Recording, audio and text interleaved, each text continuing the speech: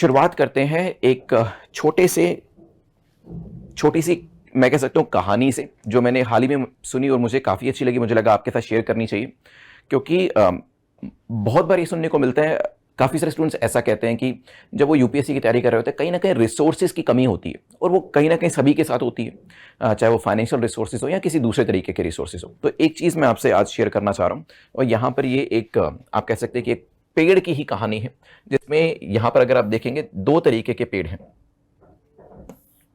मान लीजिए ये एक पेड़ है, ठीक है, और एक पेड़ है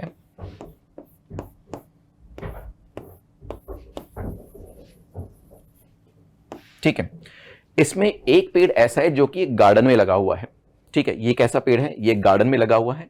और एक पेड़ हमारे सामने है जो कि जंगल में लगा हुआ है, ठीक है। अब गार्डन और जंगल के पेड़ के अंदर अगर हम डिफरेंस करते हैं, तुलना करें, तो गार्डन के पेड़ जो है इसकी माली अच्छे से देखभाल करता है, इसको समय समय पर पानी देता है, समय समय पर इसको खाद दी जाती है, जो भी न्यूट्रिएंट्स की जरूरत होती है वो इसको दी जाती है, ठीक है। और इसी वजह से इसकी ग्रोथ आपको देखने को मिलती है। यहां पर जब हम जंगल के पेड़ की बात करते हैं, ग्रोथ आपको यहां पर भी देखने को मिलेगी, और हो सकता है यहां पर ज्यादा ग्रोथ देखने को मिले, लेकिन यहां पर इसकी देखभाल करने के लिए कोई नहीं है। रिसोर्सेज की भी कहीं ना कहीं कमी रहती है, ठीक है। लेकिन क्योंकि रिसोर्सेज की कमी है, रिसोर्सेज अवेलेबल नहीं है, तो यहां पर अब पेड़ को पता है कि जो भी करना है वो मुझे खुद करना है। और इसी वजह से यह भी कहा जाता है कि यहां पर जो जड़ें हैं वो काफी डीप नहीं जाती हैं। क्यों? क्योंकि उसको जितने न्यूट्रिएंट्स चाहिए वो उसको मिल ही रहे हैं, तो इसलिए जड़ों को ज्यादा काम करने की जरूरत नहीं होती है। लेकिन जब हम जंगल के पेड़ की बात करते हैं, तो यहां पर क्योंकि जो न्यूट्रिएंट्स चाहिए थे, जो पानी, जो मॉइस्चर चाहिए था, वो नहीं मिल रहा था, तो इसी वजह से जड़ों ने काम करना शुरू किया और वो काफी डीप, काफी गहराई तक चली गई। किस चीज के लिए काफी गहराई तक चली गई? न्यूट्रिएंट्स को ढूंढते ढूंढते, नमी को ढूंढते ढूंढते, पानी को ढूंढते ढूंढते, ताकि जो रिसोर्सेज की जरूरत है सर्वाइवल के लिए वो उसको मिल सके, ठीक है। तो एक तरफ जंगल का पेड़ है जहां पर देखभाल नहीं करी गई, रिसोर्सेज कम थे, लेकिन यहां पर खुद मेहनत करी और जड़ें जो थी वो काफी डीप चली गई।